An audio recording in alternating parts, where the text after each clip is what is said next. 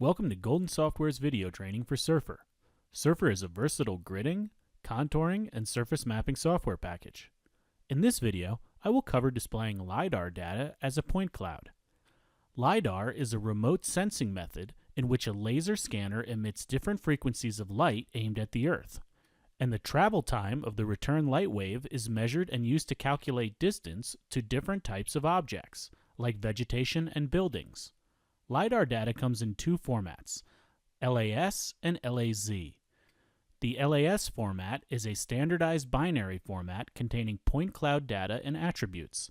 The LAZ format is a compressed version of the LAS format.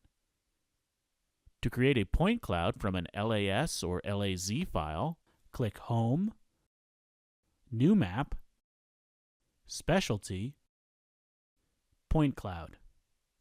In the Open dialog, choose one or more LiDAR files and click Open. An Import Points dialog is displayed.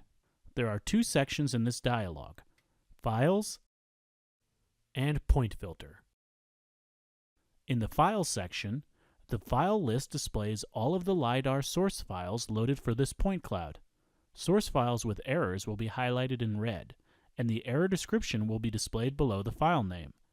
If any files have errors, the OK button will be disabled and Check Sources for Errors will show in the bottom left corner of the dialog. Errors must be resolved before the point cloud can be created. We can click the Add Files button below the file list to add additional LiDAR files and mosaic them into one point cloud. And we can click the red X to delete files from the point cloud. Below the file name in the file list is some information about the file, such as the X, Y, and Z limits, the coordinate system of the X and Y coordinates in the file, and the units of the Z values in the file. By default, Surfer tries to read the source coordinate system from the file. When a named source coordinate system is listed, it cannot be changed. When the source coordinate system is unknown or unnamed for any files, click Set to set the coordinate system for just this file, or click Set All Unreferenced to assign a coordinate system for all unreferenced or unnamed source files. Source files can be in different coordinate systems since they will all be converted to the target coordinate system to create the point cloud. By default, the source elevation units will be determined from the source file. If these are incorrect, click Set to change the units for that file.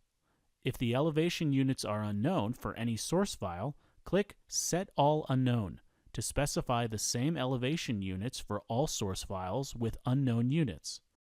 Source files can have different elevation units since they will all be converted to the target elevation units to create the point cloud. With the source coordinate system set, we can click on the target coordinate system below the Files box in order to change the coordinate system for the point cloud layer. With the source elevation unit set, we can click the Target Elevation Units drop-down list to select different units to display the Z-coordinates of the point cloud layer in. Next to the Delete button is a count of the number of points in the file. This is helpful for determining whether a file is so big that you will need to apply a filter before creating the point cloud. The Point Filter section contains a list of filters that can be applied to a file before creating the point cloud. Since LiDAR files can be very large, this is a good way of ensuring the map only contains information you're interested in. Points within bounds allows you to specify the X and Y extents of the layer in the target coordinate system units or latitude-longitude degrees. Elevation Z allows you to specify the Z extents of the layer. By default, the units of the values entered here are the target elevation units, but you can change this if desired. Sample one point out of every allows you to edit the frequency of the points being displayed. Source ID allows you to only display points from a specific source file. Reject Inconsistent Records removes all invalid or inconsistent data from import. Scan Direction Flag, Edge of Flight Flag, Synthetic Point, Key Point, and Withheld Point all deal with enabling or disabling points with specific flag values. A check in the box indicates only points with the flag will be displayed.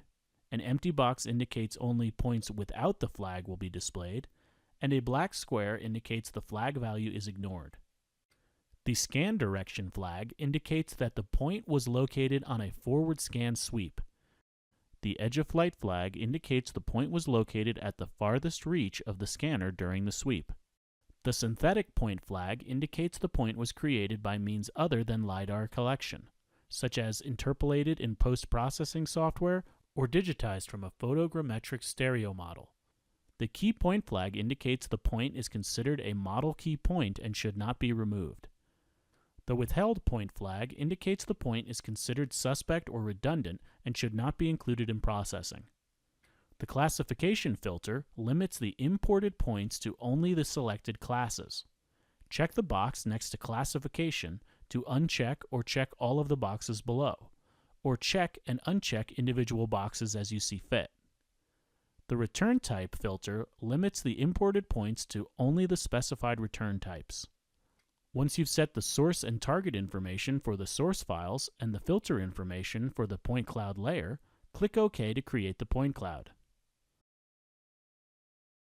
Once the point cloud has been created, various properties can be edited in the Properties window and the ribbon bar.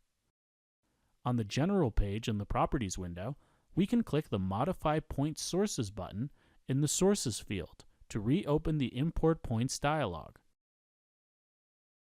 We can choose whether the point colors represent elevation, intensity,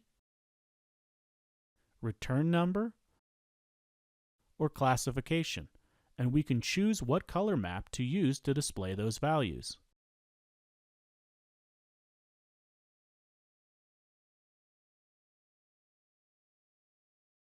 Additionally, we can choose what size symbol to display. On the Point Cloud tab in the ribbon bar, the Point Selection section contains commands for selecting portions of the map, and the Modify and Classify sections contain commands for updating the selection. Examples of using the Point Selection and Modify commands together include using the rectangle and Crop to Selection commands to limit our map to a subset of what it started as.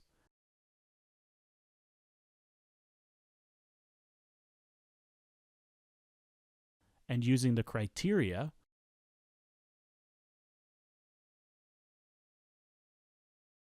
and remove selected points commands to remove all buildings from our map.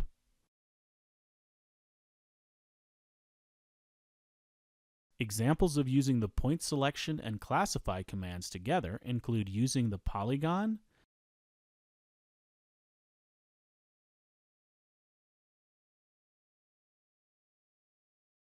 and reclassify commands to mass select points to reclassify.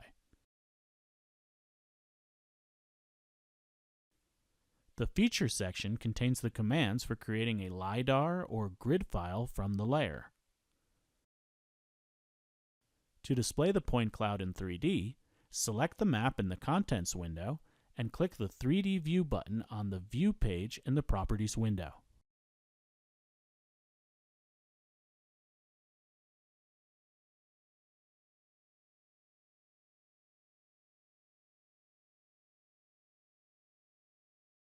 This concludes the video training for creating LiDAR point clouds in Surfer. If you have any additional questions, please contact Golden Software.